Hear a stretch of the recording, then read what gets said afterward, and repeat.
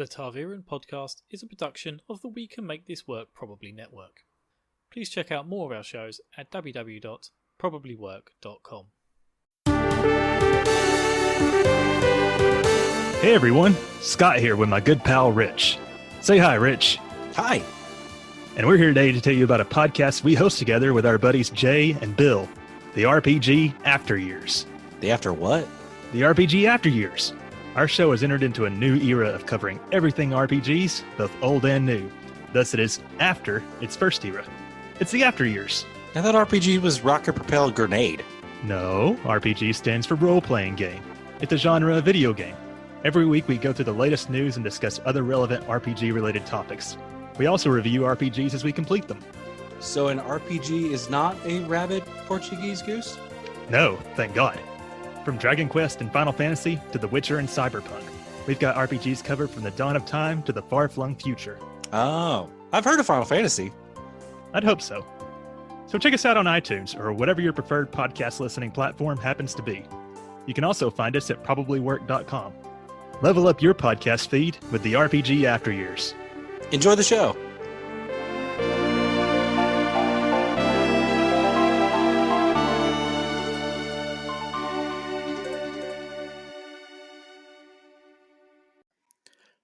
Hey everybody, it's Rich from the Tarviran podcast, taking a break here from the show to talk to you about Anchor. If you haven't heard about Anchor, it's the easiest way to make a podcast. Let me explain how to do that. First thing, most important, it's free. There are creation tools that allow you to record and edit your podcast right from your phone or your computer. Anchor will distribute your podcast for you so it can be heard on Spotify, Apple Podcasts, and many more. Probably the ones you guys listen to right now. You can even make money from your podcast with no minimum listenership. It's really everything you need to make a podcast in one place. So go download the free Anchor app or go to anchor.fm to get started today. With that, guys, I'll let you get back to the show and listen to Bill kind of ramble on about whatever else he's talking about.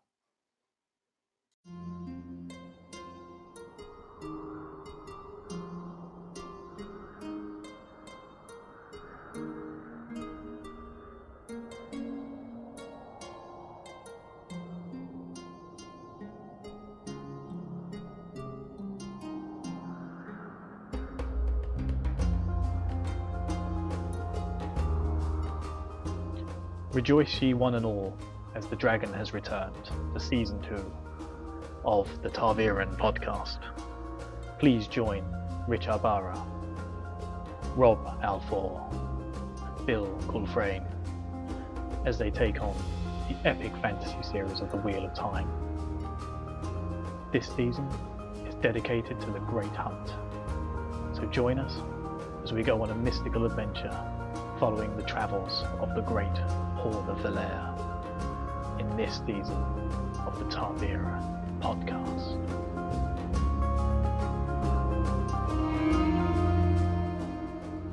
Hello, welcome back to the Tarviran, a Wheel of Time podcast. I'm going to be your host for today's journey. My name is Robert. We're going to run solo today. We're going to go through Chapter 5, The Shadow in Shienar of Book 2, The Great Hunt of the Wheel of Time. We're going to have Bill solo Chapter 6 and hopefully get the two of us, probably maybe even three of us back once we get to Chapter 7. So today we're just going to take a quick jaunt through Chapter 5, which we have a few different perspectives to go through. But let's get started. First, I'd like to very happily announce that we have a review to report on. So Bill Zig can go back in his cage. He does not have to come out. You do not have to be subjected to whatever Bill thought that was a semblance of a song. But we do have a review to report on. I'm going to read it here for you now. It is from Apple Podcast. It is called Flame Reignited by Drum Appelli. Hey all, I came across the podcast while traveling with the family after realizing my audiobook didn't transfer to my new phone. I decided to look for a podcast for the books. It was a bit of an adjustment at first, as I was expecting something more of a Cliff Notes version for the chapters, but came to enjoy it as friends discussing as friends discussing amongst themselves. I started this podcast in July of 2020, and I blitzed right through them. All the while listening, it felt like a time capsule, a blast from the past. I would hear the Wheel of Time show announcements and the exciting news that I would hear the Wheel of Time show announcements and the exciting news that I had already known by this time, but in a way was like looking back at old Christmas videos and how COVID just crept in and took over. As of writing this, there has been no new episodes or a hiatus talk, so I'm wondering what has been up for the last 2 months. Hope this isn't the end. Keep it up. Thanks for the 5-star review, John Pelly. We have been struggling to get podcasts out, and we desperately apologize for that. Real life has been getting in the way. Nothing of a negative nature, just finding the time. It's hard to get one guy from the East Coast, one guy from the Midwest, and another guy from way over in London together to talk about Wheel of Time. It's hard to jive schedules up. So we do apologize. We're going to try and pump these out more frequently or more of a regular basis than we can. Before we dive into the chapter, let's get a word from our sponsors. Let's cue the rich bot and let's see how Anchor or Spotify's doing today. Hey guys, let's time out for a second. I know you're probably listening really deep in the Top Aaron podcast, listening to what Rob, myself, and Bill are talking about. Probably whatever Bill's rambling about. I want to take a minute to talk to you about Spotify. Spotify, you can listen to all your favorite artists and podcasts in one place for free. You don't even need a premium account to do that. Spotify has a huge collection of podcasts on every topic, including the one you're listening to right now. On Spotify, you can follow your favorite podcast so you never miss an episode. That's pretty nice. Premium users can download episodes to listen to offline wherever you are. That's pretty handy, especially when you're in Emmonsfield. I bet there's not very good cell reception. Easily share with what you're listening to your friends on Instagram. So tell you what, if you haven't done so already, download the Spotify app, search for the Tom Aaron podcast on Spotify, or browse your podcasts in your library tab. Also, make sure you follow me so you never miss an episode of the Tom Aaron podcast. All right, guys, let's get back to the discussion of the Tom Aaron podcast. Have you ever tried eating a corned beef sandwich in zero gravity? Are you a veteran of the Great Emu War of 1932? Do you long for a simpler time when the world's greatest global crisis involved horse manure? If the answer to any of these questions was no, then we have the podcast for you. Epic Fails of History. A podcast that delves into the most epic fails of, history. Now I am become death, the destroyer of worlds. The only thing we have to fear itself. We've had a problem here. Epic fails of history. Subscribe today on iTunes, Stitcher Radio, Podbean, or wherever you get your favorite podcasts. We've got more random tales of fail coming your way, so stay tuned for more epic fails of history. As mentioned, we are up to Chapter 5. Rand is done running through the castles, and we have shifted perspectives to the ladies. We continue our conversation that left off last chapter with Moiraine and Siuan.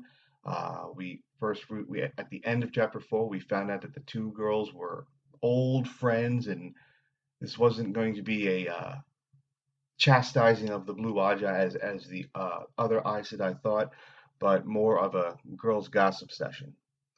So Moiraine and Siuan continue their catch-up session. The chapter opens with the reader finding out that stilling is a fate worse than death. If they ever found out about us, they would still us, and they would be right to do it. And they go on and find out that it would be a fate worse than death. Once women of Aes Sedai have learned to channel and learn to control that talent, and are able to do that, having it so erroneously stripped of that talent is like having a piece of their soul taken from them. And the general consensus among the Aes Sedai is, if they ever were stilled, they wouldn't have any reason to live. So it starts a little grimly, but it's more or less the fact that they're concerned. Siuan is genuinely concerned that Elaida and the Red Aja are jealous over the blue Aja. I think they talk about the history of the Amaranth seat and how the blues have been in power for longer than the reds. On the outside, it seems that the Aes Sedai are happy, very kumbaya, very, very self-sufficient and peaceful organization within themselves, but nothing could be farther from the truth. There is so much strife between the Ajas, and in particular the blues versus the reds. Swan is worried that the reds are going to come for her for whatever reason. And as she's complaining to Moraine thinks to herself, where is the legendary fire in Swan Songe that got her the position of the Amaranth seat? She seems very coy, and very concerned, or almost, she would never call her scared to her face, but almost as if she was scared of what may happen. So Moraine decides to poke and prod her a little bit, and after that, the fire is reinvigorated, and Swan quickly reminds Moraine of her soft, highborn life. As we know, Swan came from a fishing family, not necessarily homeless, but definitely a lower class than where Moraine was from in the, I guess, in the lords and ladies and higher standings in Caerhine.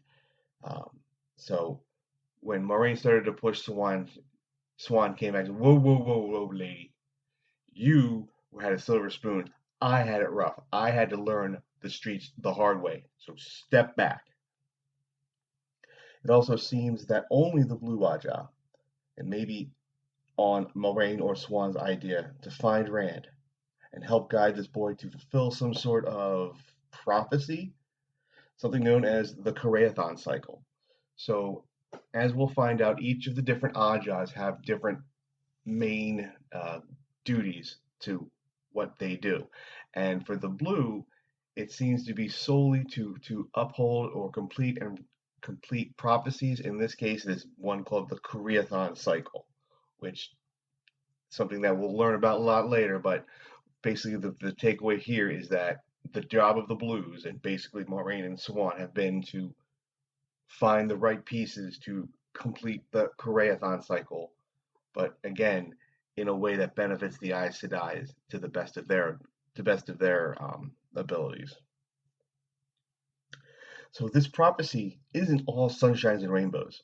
One quote is he shall come like the breaking dawn and shatter the world. Doesn't sound like anything I want to have completed. If it's a prophecy that talks about that, I don't want any part of it. And then Egwene has this guy wandering around the women's apartments carrying her luggage with him. She's tackling him in the hallways of Valdara Fortress. He shall come with the breaking dawn and shatter the world. Yeah, go find that guy.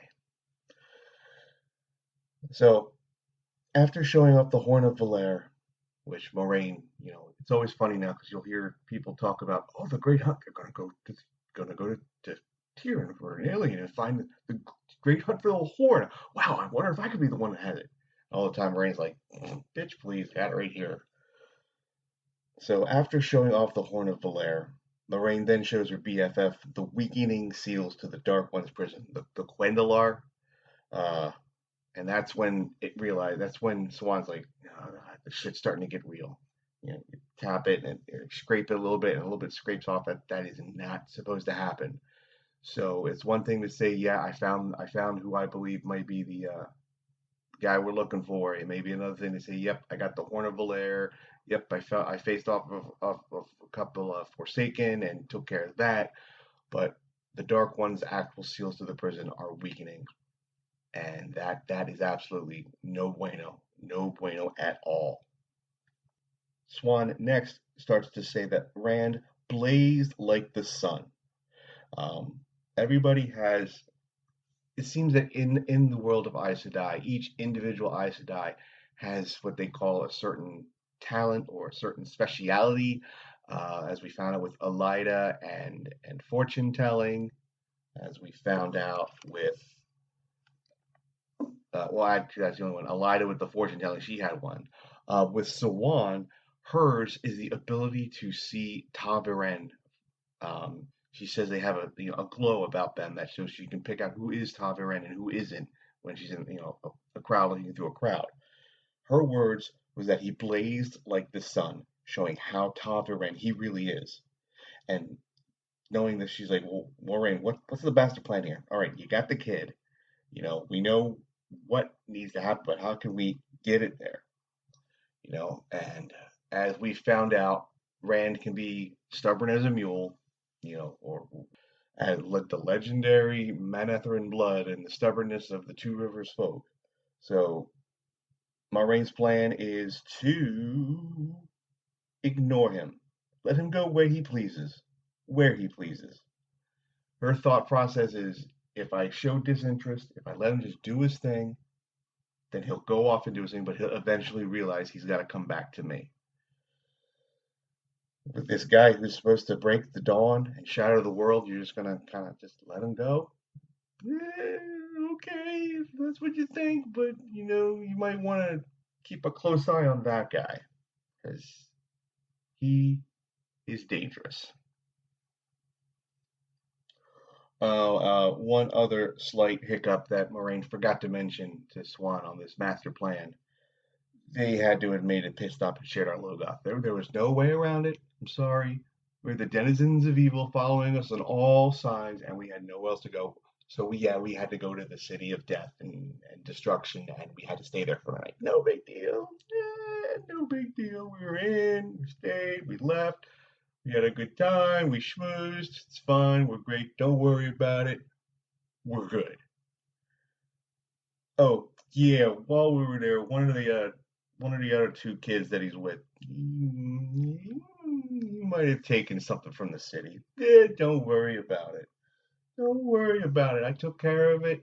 He still has the dagger. He's not sick. He's feeling much better now. Don't you worry. And Sarwan's reaction was like, you're fucking kidding me. We found the guy. He can channel. He's super powerful. He's going to break the dawn. He's going to screw everything up to reimagine the world. And you took him to the city of death?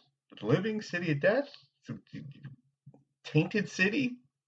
Really? Don't worry about it.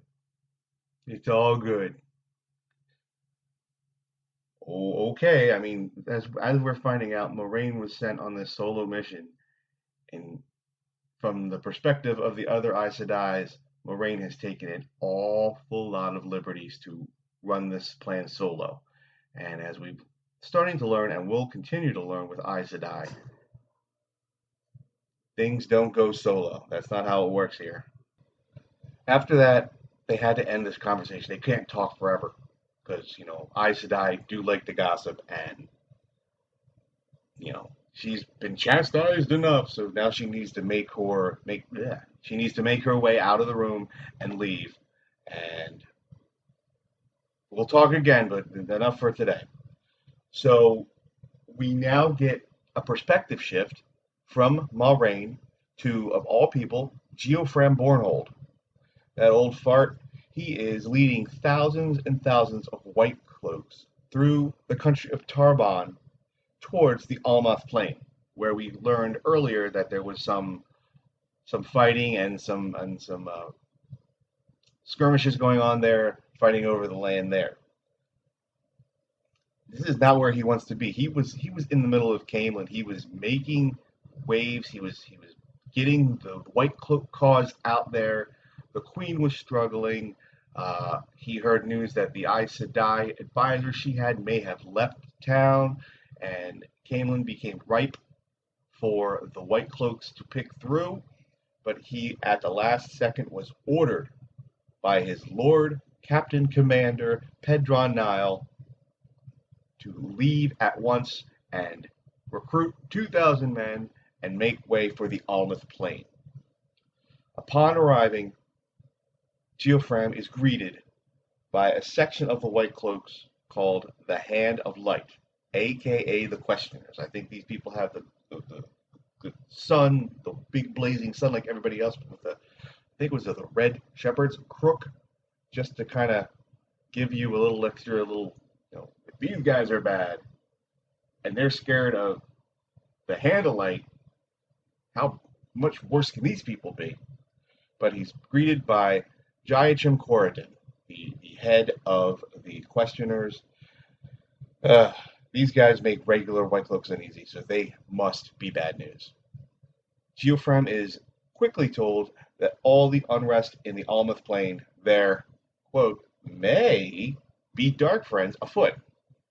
He is to take his men and root out the evil so that the Hand of Light can ensure the people are walking in the light. It sounds all fine and dandy, but as we found out very quickly, there's no proof. This Corridon guy, Carradine guy, literally is just saying, yeah, there's, that all this skirmishes, and odds are, there's probably bad people in there, so just go take care of it. Geofrem was he got to his position on being able to bring the message of the Children of Light, not necessarily peacefully, but in a more just way. He doesn't he won't act or he won't condemn unless he has overwhelming evidence to prove that the person that he's dealing with is a Dark Friend. In this case, he's just told, yeah, odds are they're bad, so yeah, just go take care of it. Just go do your thing.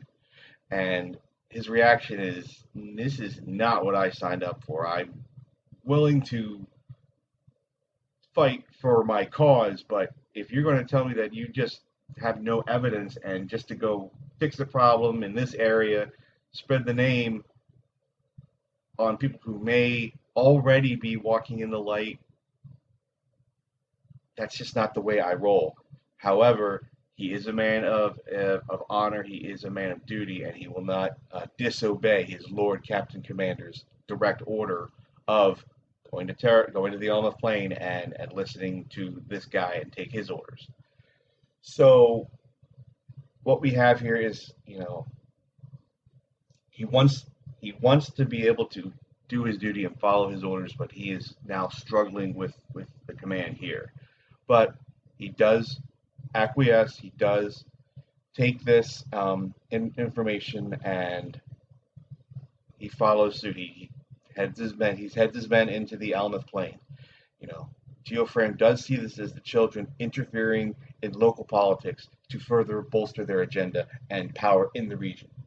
He is reluctant, but he agrees to work with Corridon. This was a quick little, it's like a page and a half or something, and then perspective shifts yet again back to Faldara and Liandrin Sedai. Everybody's favorite, everybody wants to be best friends with her because she's such an outgoing person.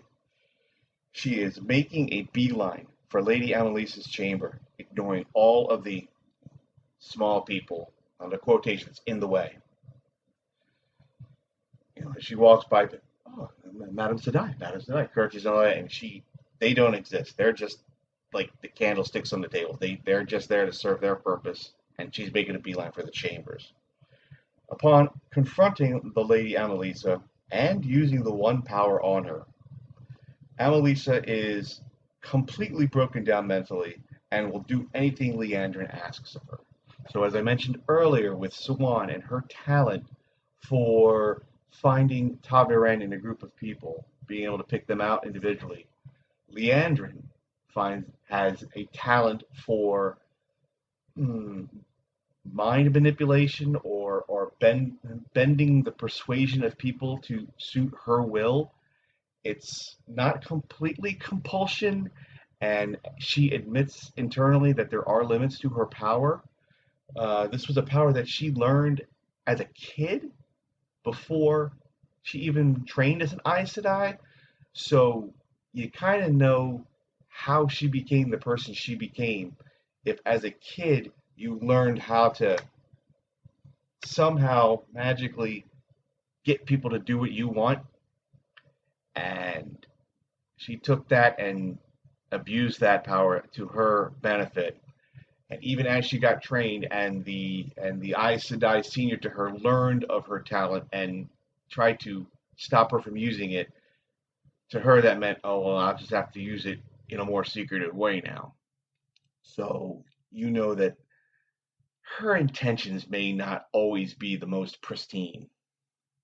So in this case, she kind of plays mind games with her. She never actually casts any accusations, but she pops ideas into Lady Annalise's mind that maybe this is what she is thinking. She's made to believe that her own brother, Lord Agelmar, is a dark friend, and she almost uses the Children of Light's MO for accusations. She almost uses that to a T. She says, dark friends are afoot, and they could be all the way up. And then she hits her with the one power, could be all the way up the ladder. We don't know. And then Lady Annalisa comes back, you don't mean my brother's a dark friend? And then Leandra comes back with, well, if he is, don't you want to help him? And this kind of manipulative persuasion is the way that she kind of gets by, the way she does whatever business she does. It's not the most ethical, but it's what she's learned with. It's what she's learned to work with. So now she's got Annalisa on her hands and knees, begging for forgiveness for her brother, and that she'll do anything she wants to just clear her brother's name and put this all behind her. So Liandrin tasks Annalisa to use all of her contacts and influences and her eyes and ears along in the fortress to help find Rand, Mat, and Perrin. They aren't dark friends. Oh, no, they're not dark friends, my girl. They're much worse. So they're in the castle somewhere. She needs to find these three boys. And we already know if a red Aja Aes Sedai is looking for a boy, there's only one reason, and it's never pleasant for the boy. Let's just cut to the chase. This red Aja looking for boys can only mean one thing, and none of the three boys want to be part of that. So even though she has Annalisa down on her knees, begging and doing anything she wants, Liandrin takes one last minute to pop a little extra oomph into her persuasion and drops a little bit of nugget of knowledge on her. Liandrin tells Annalisa that the Black Aja is very, very much real. Once again, dances around the wording, as we will find Aes Sedai do expertly. She doesn't say, I'm Black Aja. She says, the Black Aja are very real. Be scared of them. And with that, we get one last perspective shift at the very last part of the chapter, and we go to everybody's favorite comedian, Paddon Fane. As the final perspective changes to Paddon Fane, he's greeted in the dungeons in the dark of the night by a surprise visitor.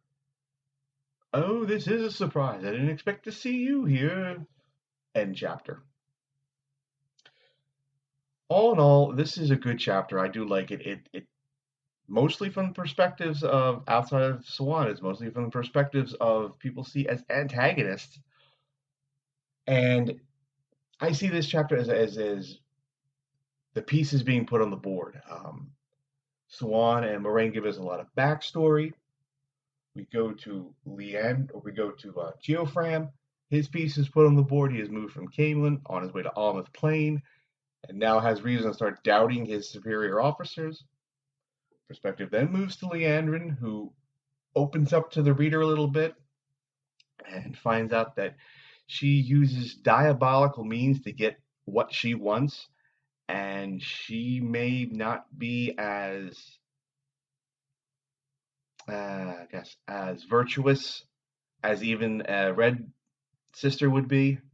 And then we finally end with Padden Fane, who we know is just abject evil, abhorrent in all ways, and something's going down in the dungeons. And that's where the chapter ends. And that is where I'm going to take us in to readings Yves Robert.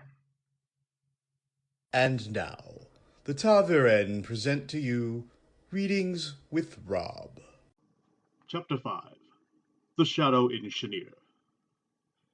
If all of the seals are already breaking, we may have no time at all. Little enough, but that little may be enough. It will have to be. The Amerlin touched the fractured seal, and her voice grew tight, as if she were forcing herself to speak. I saw the boy, you know, in the courtyard during the welcome. It is one of my talents, seeing Taviren. A rare talent these days, even more rare than Taviren, and certainly not of much use. A tall boy, a fairly handsome young man, not much different than any young man you might see in any town. She paused to draw breath. Moraine, he blazed like the sun. I've seldom been afraid in my life, but the sight of him made me afraid right down to my toes. I wanted to cower, to howl. I could barely speak. Agelma thought I was angry with him. I said so little.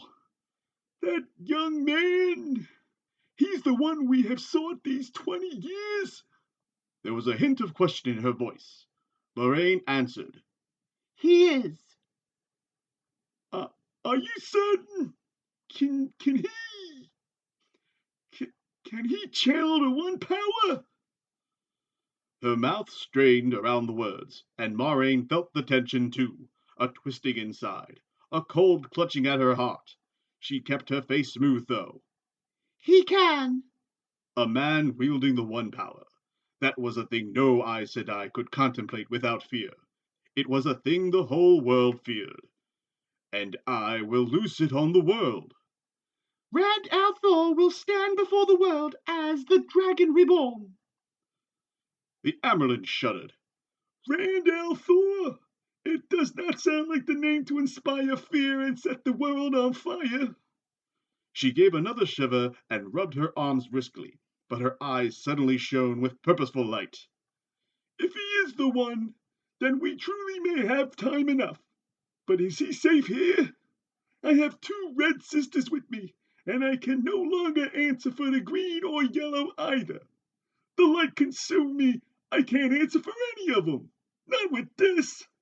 Even Varen and Seraphel would leap on him the way they would a scarlet adder in a nursery. He is safe. For a moment. That was Readings with Rob. If there's a passage in an upcoming chapter you wish to have read on the podcast, simply tweet us at TavirenPod with your request. All right, thank you very much. Readings with Robert. I hope you enjoyed that little take. I'm going to shut down things here. Like I said, this was just running this one solo, so it's just going to be a quick shot. I hope you enjoyed my take on the Shadow in Shienar. You know, it's not just Rand versus the Dark One. It's Rand versus the Black Aja. It's Rand versus the Children of Light. Rand versus Padden Fane. Rand versus the... sorry, didn't want to spoil. Ignore that. Bill, if you're editing, cut out that last piece. Thank you. Who? What? Me? What? Edit? No, I'm going to leave that in. It's your fault. Make less mistakes next time. Bye. So, we have Twitter. We have a Discord. We have an email. We have Apple Podcast, Google, the new, Google Podcasts, Amazon Podcasts, everything. We're all over the place. Just what you think. What can we do? Maybe you want to hear more readings with Bill, or maybe even hear readings with Rich. Anyway, I'm sorry, I digress. Reach out to us, give us some love, tell us what you think, and just keep on keeping on. But guys, I love you all, and I appreciate everything that you do. I appreciate all the support and all the love. We will talk to you next week with Chapter 6. Take care, guys. Bye-bye. As we march further on into the adventures of the Great Hunt, we take a quick peek into each of the minds of the 3 farm boys from 2 Rivers to see where their heads are at the moment. Wow, Perrin is so good talking to women. The way he handled Egwene, I wish I could do that. Man, I wish I was as good at women as Perrin. Man, Rand seems to know what he's talking about with them women. I wish I was able to be as good talking with women as he is. Man, I see Rand and I see Perrin and Lewith, they're talking to women. Boy, I wish I could talk to women like that. The only thing I'm good at is making women mad. I only make women pissed off. Matt really has a way with women. I don't know how he gets away with it, but I wish I had that same ability to talk to women like he does. I can't believe the way Matt talked to that woman. It worked out beautifully. I just get stuck in my words and they think I'm just slow, but man, Matt really has a way with the women.